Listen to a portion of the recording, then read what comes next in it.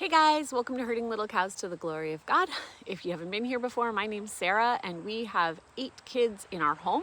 We have some that have already moved out and I've graduated 3 from homeschooling. So I'm doing a series on homeschooling, just different aspects of it for people who might be new to it, who might need a reminder or an encouragement this year, or somebody who has never done it and is just wondering what it looks like.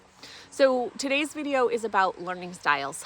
And so it is really important when you decide to start homeschooling, or if you're going through homeschooling and you realize that it's not quite working for your child, to figure out what is the ways that you like to learn and what are the ways that you like to teach. You are going to be a critical part of your children's learning as the parent, and figuring out what kind of teacher you are. I have a friend who can make anything into an art lesson.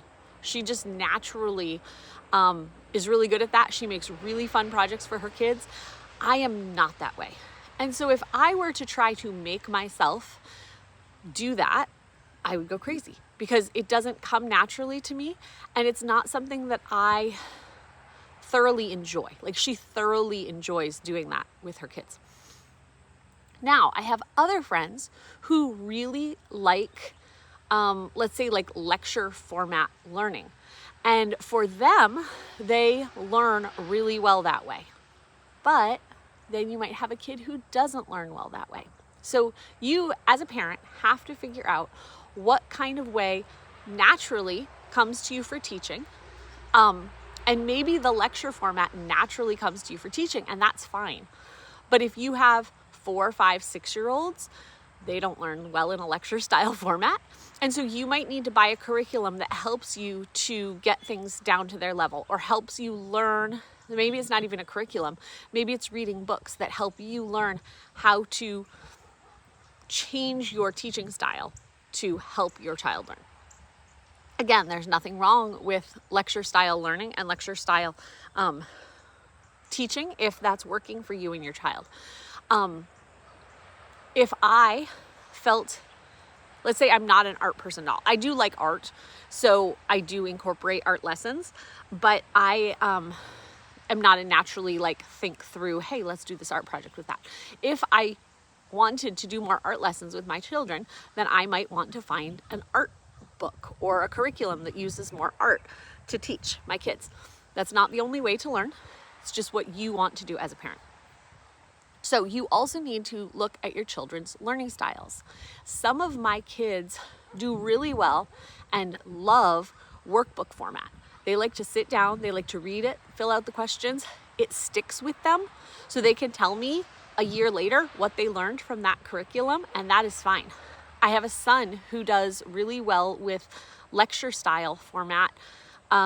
He's been taking Hillsdale College classes, and you have to get an 80% on the test to pass to go on to the next level or whatever.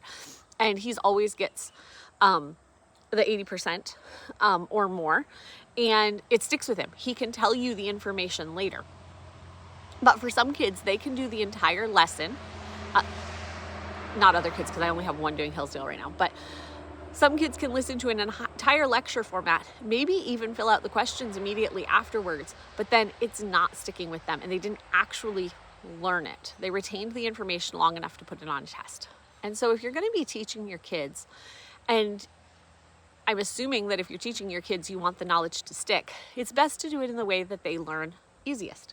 So let's say you have a child who really needs hands-on learning. That would be when they're little, like toddler, preschool, early elementary school age, doing a lot of games, doing a lot of moving. Let's learn our addition facts while we jump rope. Let's learn our times tables while we hop across the yard. Let's learn our phonics lessons by doing an obstacle course, and we run the obstacle course and then we read a word, and we run the obstacle course and we read a word. Those types of kids, it's going to stick more if you do that than if you sit them down with the worksheet. Some kids are auditory learners. So maybe not the lecture format, maybe they're too little for the lecture format, but they learn really well from listening to a story. You can find some great books that are like teach history from the point of view of like a child in that history, and that would stick with them really well. So maybe you need to get them more audiobooks because they can retain the information hearing it rather than just reading it. Or maybe you read the information out loud to them. There are going to be times that you're going to have to teach your children to do things that aren't necessarily their learning style. Like I have kids who are very, very active, move all the time. We still go to church and they have to learn to sit still for church service. But that doesn't mean that that's the best way for them to sit and do all of their learning throughout the week. So let's say Samuel, he's 16. Let's say he didn't do well with the lecture style format. It wouldn't be wrong to still say, hey, let's do the Hillsdale College class once a week, once a day, whatever you're putting it in. And that's going to be your practice for learning in this way. Because when you go out into the real world, you might be working in a place where you have to sit down and, like my mom is a nurse. She has to be able to read information online and then be able to answer test questions to keep up with her accreditations and that type of thing. So you want to teach your kids how to learn all of these different ways. But you want to make the primary source of their learning the way that is easiest for them to learn, because it's going to be the easiest way for them to assimilate the information. So there's someone's mad. There's auditory learning. There's hands-on learning. So that would be more, instead of giving them a handbook on car maintenance, you actually go and do like out to the car and work on the car. Maybe this is having your child learn fractions from the math book, but then putting it into practice by taking them in the kitchen and let's bake, and we need to find the quarter cup. Oh, we need 3/4 of a cup. How much do we need? There's lots of different ways to do that. And you can find examples of all these learning styles and things online. But I think a lot of times people struggle because parent learns and or teaches best one way, and it's not the way that works for their student. And if you have a whole group of students, like I have a whole age range, and every kid is a little bit different. And so I might need to do one form of learning with one where another needs another form of learning. I have some kids who we sit down, we do a phonics lesson, they do great with it. And then I have others that we have to bounce on a ball while we do a phonics lesson, and that's totally fine. Because as adults, we find ways to learn the information we need to know, and we can go search out ways to do that.